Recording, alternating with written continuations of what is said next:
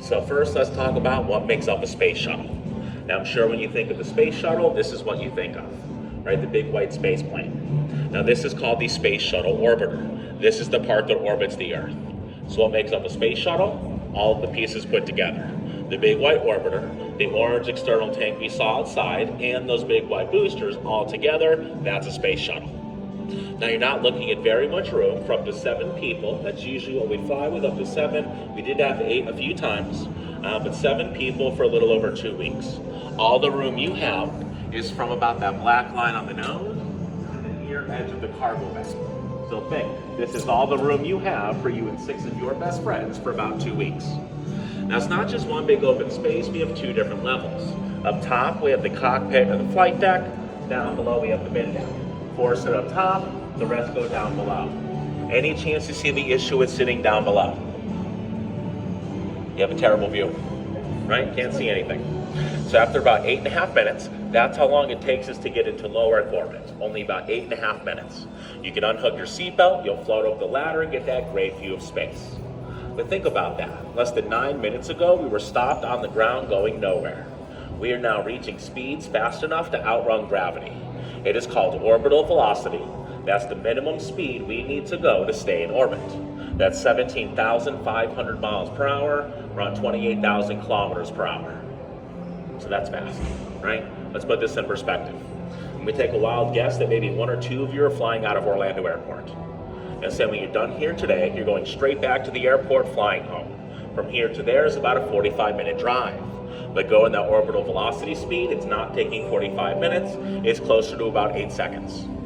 I think that's 5 miles or 8 kilometers per second. The way some of the shuttle astronauts would talk about it, every time your heart beats, you move 5 miles or 8 kilometers, and that's the minimum speed we need to go to stay in space. So you're going 0 to that fast in less than 9 minutes. Now, how do we decide who sits where? Think of Mercury, Gemini, and Apollo. We only bring 1, 2, or 3 people. For the most part, we have to know a little bit about everything. Then we get the space shuttle with mission specialists and payload specialists, right? The scientists, doctors, engineers, these people that don't have a flight background, but they have a reason to go to space. So if you're a specialist, guess who you get to sit? Yeah, you gotta sit down below. So how do we get around such a small amount of space for such a long period of time? So right now, there's 7 of us standing pretty close together, right? We don't have a lot of room. We do have some, but let's create some more room, right? Make us a little more comfy.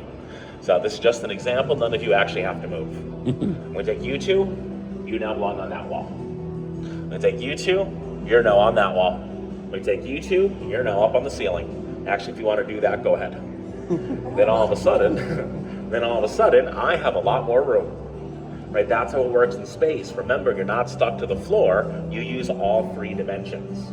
How many times have we seen videos of an astronaut talking to a person on the ground and then someone floats by the back of their head? Or we're eating food with someone's feet next to your face. We decide up, we decide down. You use all 3 dimensions. Follow me.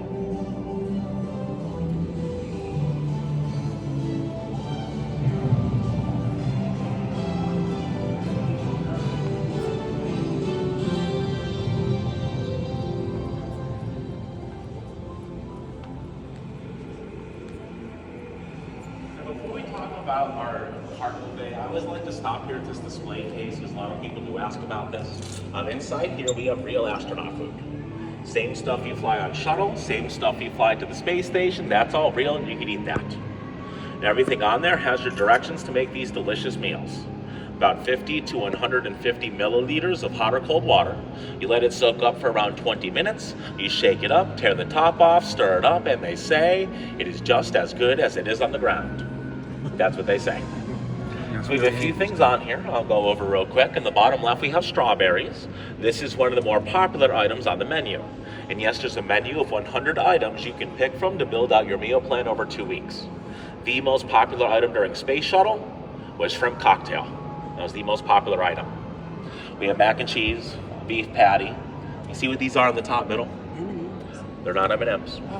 They're not Skittles. They're candy-coated chocolates with the letter M on them.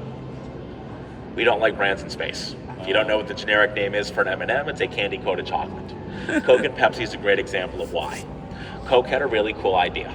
Turns out when you send soda to space, it starts to separate into its ingredients. So you have to develop a special container to drink a soda in space. Well, Pepsi's idea was, Coke's doing it, we should try it too.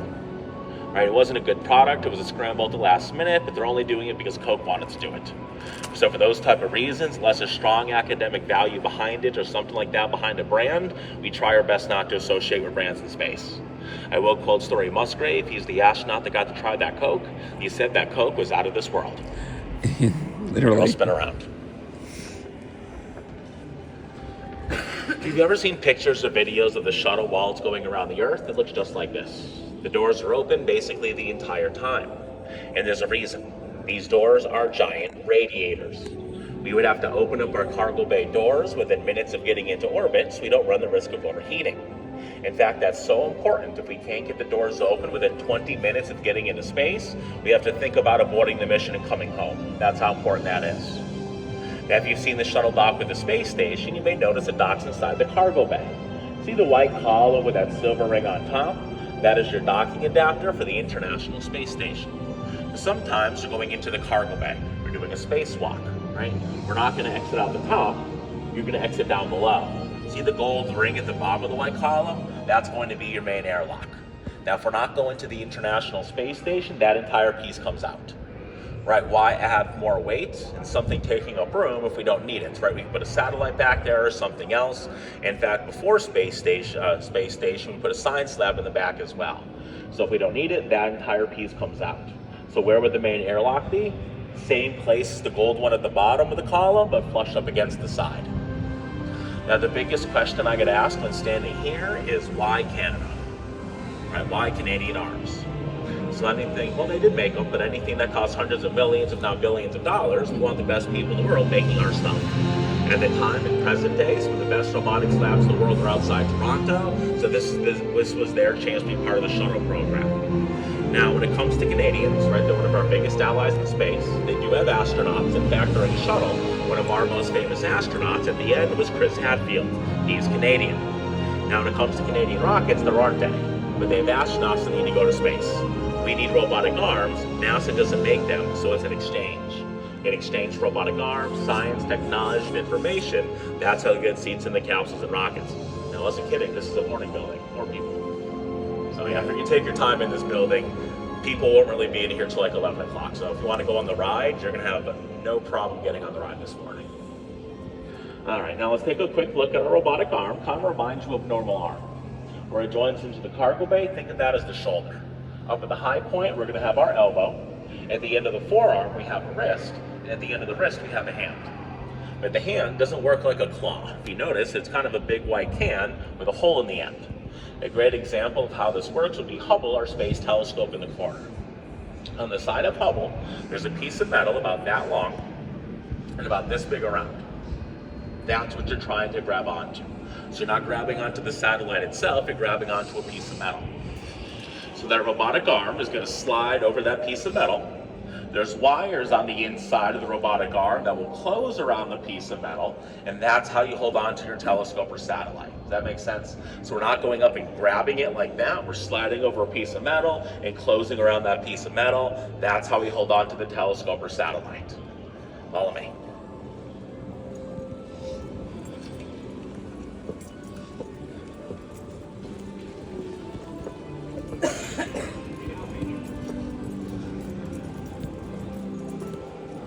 Since you guys do have plenty of time in here, I would definitely go back up top. We have not done that before. The reason I want to go up top is in that display case is one of the most important things inside this building, the actual toilet from Atlantis. It's very complicated.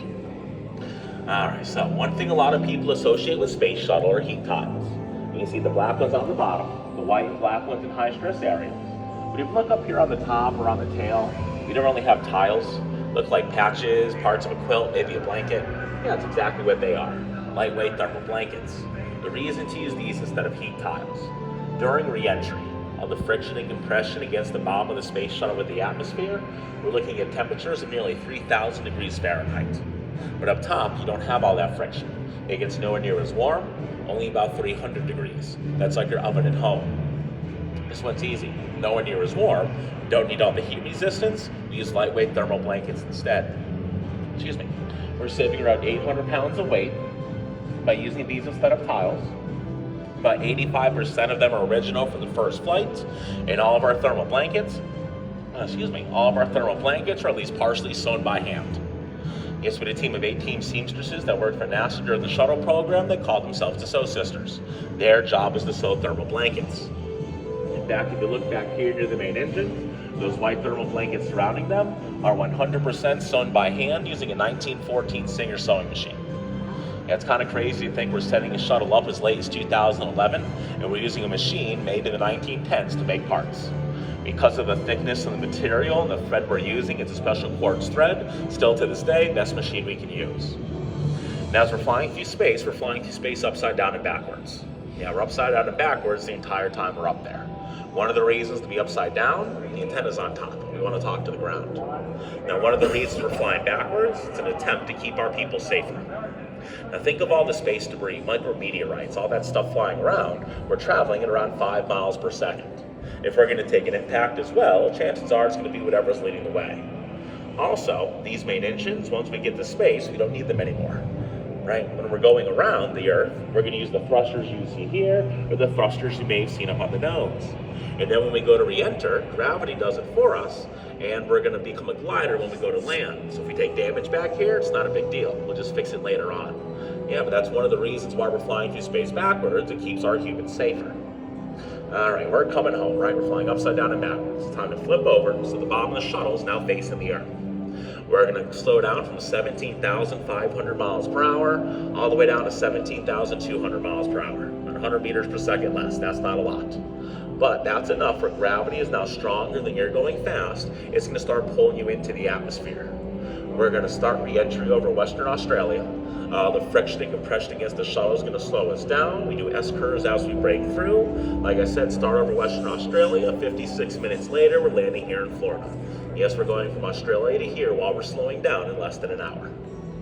Took me 14. I think stateside, the best example would be while you're slowing down, like you're almost ready to land, you're going from Dallas, Texas to here in 20 minutes. That's fast. That's hopefully what the future is going to be, though. Big ballistic arcs, going up in rockets, not going into space, and just dropping down the other side of the world in less than an hour. I don't know if any of us make enough to ever be able to afford that. Yeah. Yeah, if you can afford the ticket, yeah. That's my third house over in Australia, you know what I mean? All right, folks. So on the bottom of every space shuttle, we have nearly 24,000 silica foam heat tiles. Each space shuttle does have a unique number, but still somewhere around 24,000. Silica foam needs to be made mainly of three things. So silica, like sand, special bonding agent or glue to hold it all together, and 90% of each heat tile is made of air. That's why if we have bad weather, we want to scrub the launch, land someplace else, a couple things can happen. You can soak up too much moisture, disintegrate, and fall apart. That's not good. We need these three enter. Now, if they don't fall apart and hold on to too much moisture, the moisture can freeze when you get to space, potentially expand and crack those heat tiles. Now, in the middle of every single black tile is a little white dot, a little white circle. Imagine this. Nearly 24,000 times after you land, nearly 24,000 before you get to go back up. A small group of people need to go around with a tiny needle and poke those little white circles to draw all the moisture out of those tiles. That's 24,000 total pokes after you land, so one for each tile, and 24,000 before you get to go back up. And that is one of the thousands of things you need to do to make this reusable. Now, of course, it's not perfect because here in Florida it does rain a lot. We'll sit on the launch pad for a long time sometimes. So the way we deal with that, that's another reason we flip over when we get to space and face the bottom of the shuttle towards the sun in an attempt to evaporate off some of that excess moisture.